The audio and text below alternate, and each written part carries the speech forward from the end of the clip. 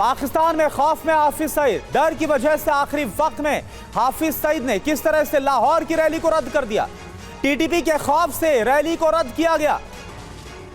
तो तहरीके तालिबान पाकिस्तान का जो खौफ है वो इस कदर पाकिस्तान के अंदर नजर आ रहा है, आतंक के आकाओं पर नजर आ रहा है कि हाफिज सईद ने जो रैली होने वाली थी उसे आखिरी वक्त में रद्द किया है। टीटीपी के खौफ से पाकिस्तान में हाफिज सईद पर खौफ का असर इस कदर देखने को मिल रहा है।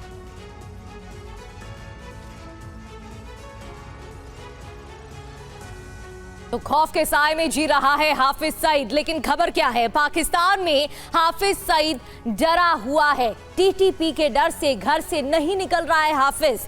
टीटीपी के डर से लाहौर में जो रैली होने वाली थी उसको भी टाल दिया गया। 2 नवंबर को लाहौर में ये रैली होने वाली थी। आईएसआई के आदेश पर ये रैली स्थगित करनी पड़ी है, जिससे साफ है कि डर बढ़ता जा रहा है हाफिज सईद का। कुछ दिन पहले हाफिज सईद के करीबी को भी मौत के घाट उतार डाला गया था, जिसके बाद जब ये रैली होने वाली थी उसको रद्द कर दिया गया। टीटीपी से क्यों डर रहा है आतंक का आकाबी सवाल भी खड़ा हो रहा है। इसकी 8 वजह है।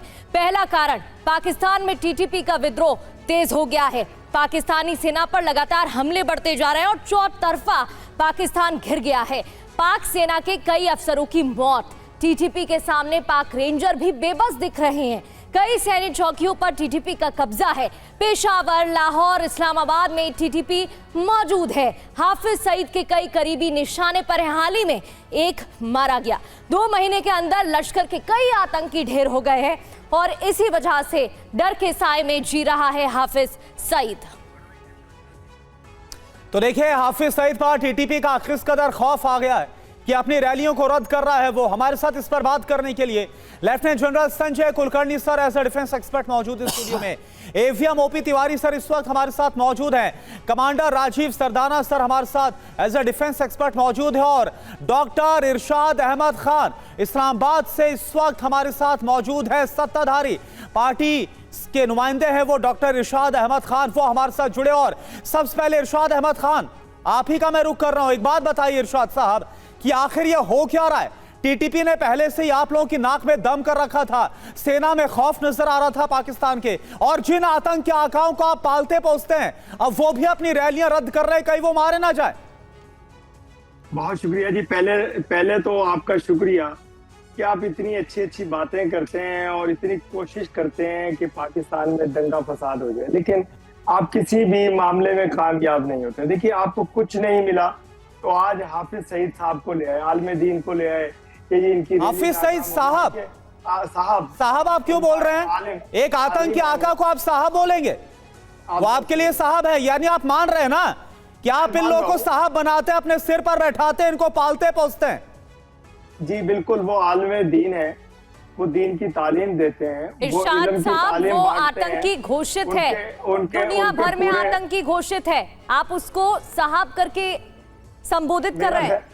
देखिए, मुझे बोलने दें कि आप बोल लीजिए। मुझे नहीं, बोलिए ना, बोलिए ना, बोलिए मेरा जवाब पूरा होने दें, फिर उसके बाद आप ठीक है, बोलिए पूरा आपको मौका, बोलिए। आपके बस में हो तो पूरे पाकिस्तान को आप दहशतगर्द करार दे दें, जिसमें आप कभी कामयाब नहीं होंगे। नहीं, बोलिए ना, बोलिए। आपने बहुत सारी कोशिशें करके देख ली। आप कहाँ से शुरू होते हैं, मैं आपको हमेशा ही कहता हूँ, आप कश्मीर से शुरू होकर कन्याकुमारी तक जाते हैं कि पाकिस्तान की किसी तरह तबाही कर दें, लेकिन आप नहीं कर सकेंगे, क्योंकि पाकिस्तान, मैं हमेशा कहता हूं कि पाकिस्तान कलमे के नाम पे बना, ला इलाहा इल्लल्लाह मोहम्मद रसूलुल्लाह के नाम पे, ये मिटने के लिए नहीं बना।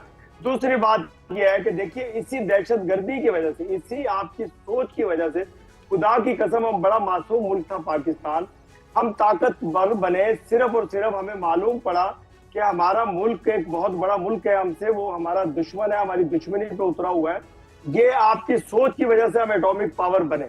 इस सोच, आपकी दहशतगर्दी की वजह से हमने अपने आप को ताकतवर बनाया, और ये आपका एहसान है हम पे कि आपकी इस सोच की वजह से हमने अपने मुल्क को मजबूत बनाया। दिफाई तौर पे, फौजी तौर पे, आलमी तौर पे कितना मजबूत है इरशाद जी, वो तो तस्वीरों में दिखता ही है जब वर्दिया सेना की लटकी हुई नजर आती है। ओपी तिवारी सर, इरशाद जी कह रहे हैं कि पाकिस्तान मुल्क बहुत मासूम है, और फिर वही पाकिस्तान जहां से तस्वीरें सामने आती है आतंकियों के जनाजे में सेना के जवान मौजूद होते हैं, ये वही पाकिस्तान है। देखिए, इरशाद साहब से मुझे पूरी हमदर्दी है। ये हाफिज जो है ना, हाफिज जो प्रोफेसर साहब है, साहब कहना इनकी मजबूरी है, बिकॉज दुनिया के नज़रों में हाफिज एक टेररिस्ट है, आतंकवादी है, बट पाकिस्तान के नज़रों में एक पाकिस्तान का कोर कमांडर है। वो जिस तरीके से जब इंडिया अटैक के बाद जब उनके उनके जो उठे थे, उनके जनाजा उठा था, तो उसमें देखा था किस तरीके से दिया गया।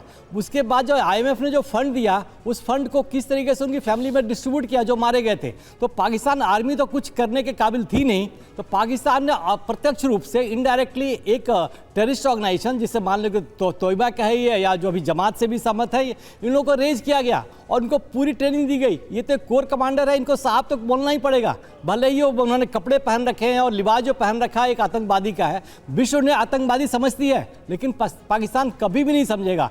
कोई पत्रकार भी उसके खिलाफ नहीं बोल सकता, बिकॉज इसके ऊपर उनकी छत है।